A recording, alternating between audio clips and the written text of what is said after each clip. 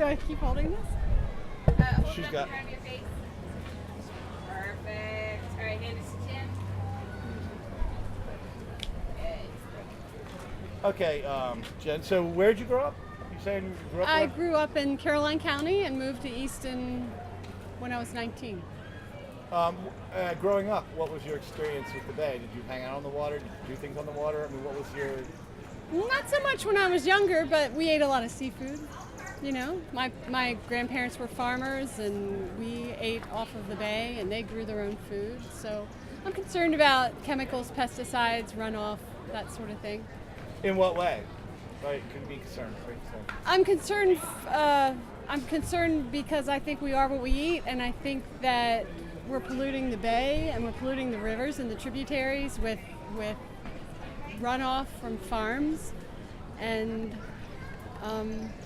I'm worried about the safety of the food for my son. He's 7, and he's growing into an era where I'm not so sure that our food supply is safe anymore.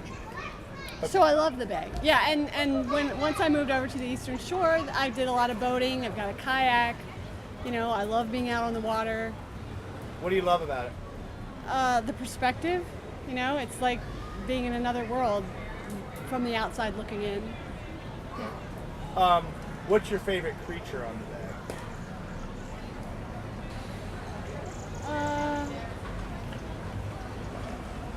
I don't know. I like the herons. They're big. They make a big noise. You know, I love the geese. I love the swans when when they're flying. The swans make a really powerful noise. You know. CC, got anything? So what are you teaching your son to like, and what would you teach to future generations to help preserve the bay and just be, aware of what's going on?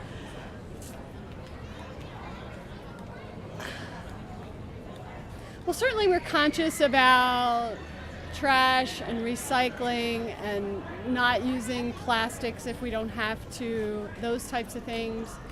We're also conscious about, I'm more interested in being really careful about the pollution as far as chemicals, because I think that I'm back to food again. You know, like I'm a healthcare provider.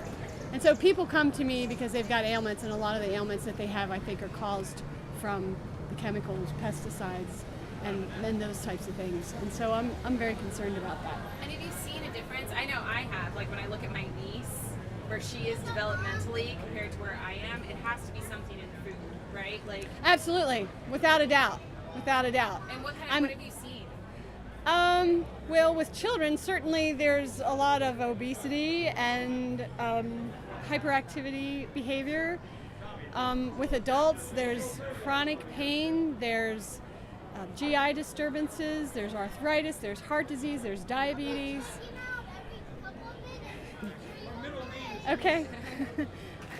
And I counsel, I'm an acupuncturist, and so I talk to people about their diet, and I talk to them about eating organics when they can, and buying, meat and fowl that's pasture raised as opposed to corn fed, because 90% of the corn that's grown in this country is genetically modified now, which means that there's just tons more pesticides and insecticides and herbicides being applied. That's not healthy. Just a couple more questions. Okay. When you talk about your farming background and putting pesticides on farms, referring to the runoff into the bay, how do you think science and farmers and fishermen and the people who are behind raising the money for the bay, how do you think that they can get sort of together on that? Yeah, like I'm not really sure. I think that unfortunately people have started making their living with these big agribusinesses and these huge farms and growing crops like corn and soy and wheat, and that's kind of like all we grow here for export. And we're not really growing food to feed people, even though that's the claim. But what we're feeding people is junk food. We're using soy and corn and wheat to make junk food. Right. So they've got to grow that. Or they could grow something else. But They could be growing vegetables and fruit, and we could be subsidizing organic farming as opposed to subsidizing these big monocrops. And instead of giving those big farmers the break, we should be giving breaks to people who are growing food that's healthy for us.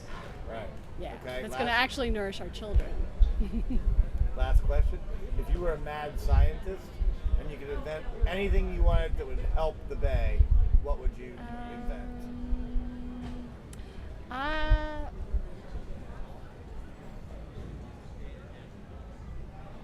Well, I would, I would invent, of course, something that would clean out all of the toxins so that, the wildlife could survive. I would also invent a big net that we could put around the strand so that we could swim there without being bitten by jellyfish.